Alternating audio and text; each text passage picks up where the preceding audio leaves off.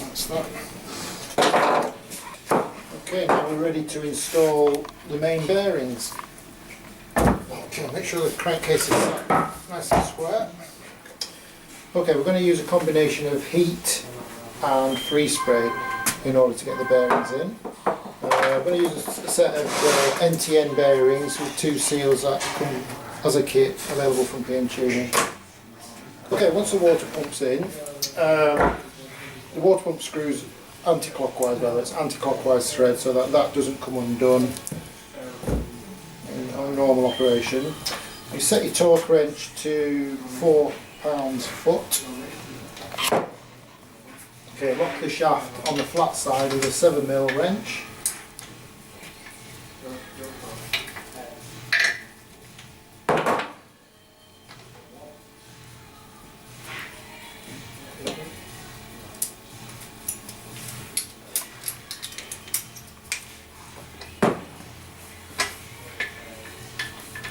Okay.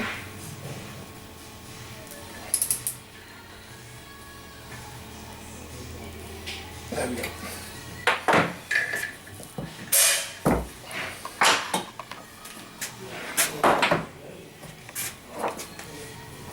Okay, so I'm going to heat the crankcases now up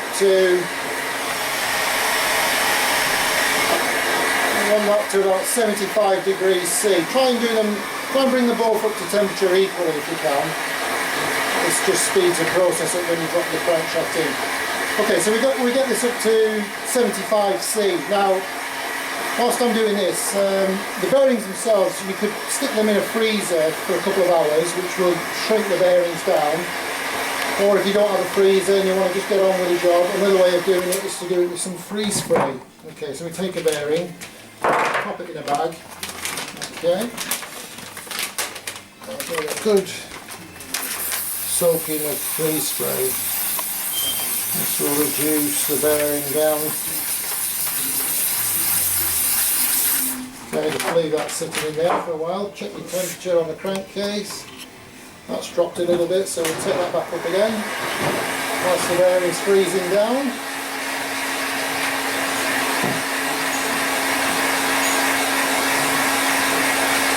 Another non-technical way to check the temperature of the crankcases is to just give a little spit on it.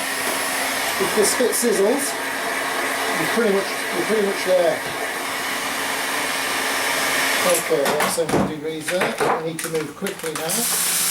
Okay, it doesn't matter which way the bearing goes, but if you just keep it square, it should drop in just like that. Okay, I can put that to one side for a moment and do the same on this side. Okay, so we just checking the temperature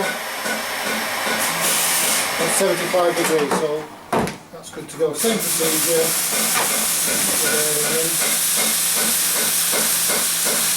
Squeeze it down. Now on this particular bearing, it doesn't really matter which way around the bearing goes. I always just pop the bearing with the slightly on the outside for what it's worth. Okay. Now we want to just pop the dowels into the main crankcase. Just pop the crankcase back up onto here.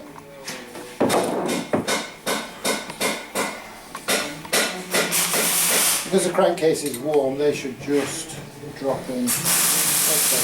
So that's ready to take the crankshaft. Now, before we go on to that, we use some of this 566-1 roller seal. Now this will take extremely high temperatures on the exhaust flanges, cylinder head, crankcase heart and that sort of thing. Ideal for the job you need to do really. So, see by popping an even amount of this stuff on one side of the crankcase. Make this sound nice and even.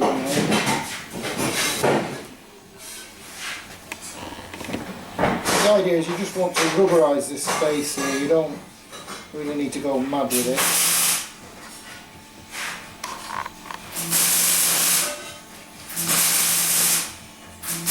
Nice even surface, and so it's nice and flat. Make sure you don't miss the corners. Stamp out any excess on the inside. Like so. Now some of you may have noticed we've left the oil seals out. Now we've done that for a particular reason. The idea is once we pop the crank in and we bolt the two crankcase halves together, we need to make sure that the crank is fully floating and sat in the middle of the races. So we're going to go ahead now and install the crank. Now the crank's been checked, we've washed the crank, so we're ready to preheat the centre of the bearing and freeze the end of the crank. Again, you can put the crank in for a couple of hours into a freeze and that will reduce the dimensions and allow for easy installation. So, okay, check the temperature of the inner race. That's up to about 30 degrees. We need to take that up to about 50. But be careful you don't blue the bearing. If you blue the bearing or send it straw colour, that's it. It's knackered. Be very careful because it will soon come up to temperature.